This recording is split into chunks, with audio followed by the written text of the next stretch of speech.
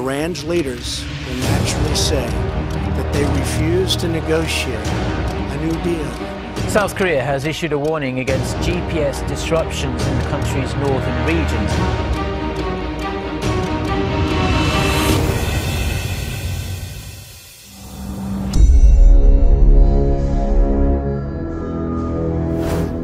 Isa na namang mainit na balita mga kapatid kung saan papatawan ng Amerika ng mas matinding parusa ang Iran dahil sa ginawa nitong pagbibigay ng suporta sa mga militanteng grupo sa Middle East at sa pagpapalago ng nuclear program nito. Ito na kaya ang pagtatapos ng digmaan na nagaganap sa rehiyon at anong parusa naman kaya ang nais gawin ng Estados Unidos sa bansa.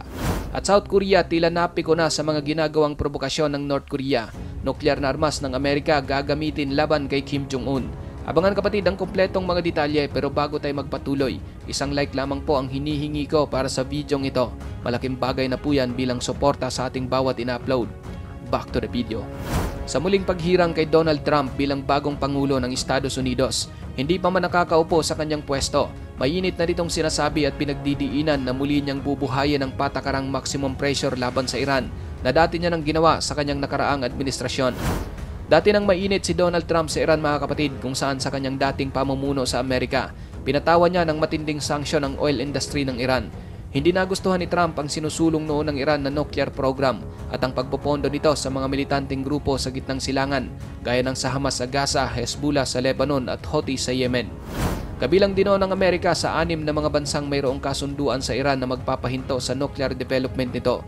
Ngunit nag-withdraw ang US sa utos ni Donald Trump dahil hindi raw sinusunod ng Iran ang naturang kasunduan at iniutos na paslangin si Qasem Soleimani, ang nooy pinuno ng Islamic Revolutionary Guard Corps ng Iran.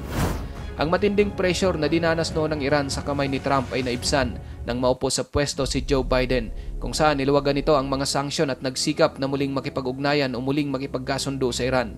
Ngunit ngayong nasa pwesto na naman ang dating Pangulo, nilayo nitong i-renew ang dati nitong estratehiyang gipitin ang oil industry ng Iran. Base naman sa isang dating opisyal ng White House, hindi malinaw kung hanggang saan naabot ang parusang ibibigay ni Trump sa Iran. Ngunit aasahan na talagang muli niya itong gigipitin, hindi lang sa industriya kundi maging sa diplomatiko at pinansyal.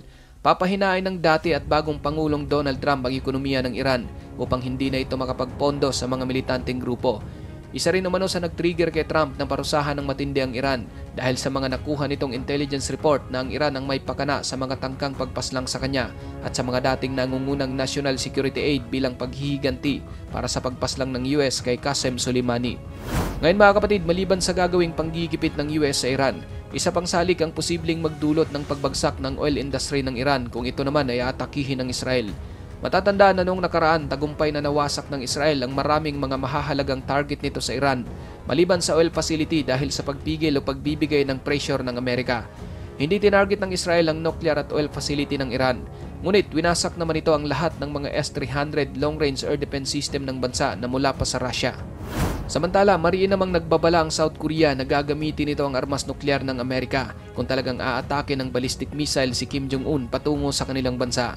Noon lang nakaraang Biyernes at Sabado mga kapatid, nagsagawa ng GPS jamming attack ang North Korea sa South Korea kung saan naantala nito o labis na nagkaroon ng epekto sa maraming mga barko at mga civilian aircraft ng bansa.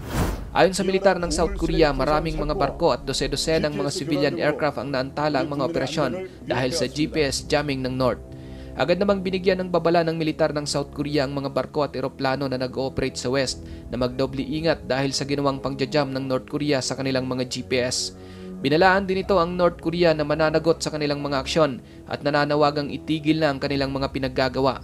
Bagaman nagkaroon ng epekto sa mga barko at eroplano ng sibilyan ang GPS jamming attack ng North Korea, ngunit hindi naman ito nakaapekto sa operasyon at mga military equipment ng South Korea.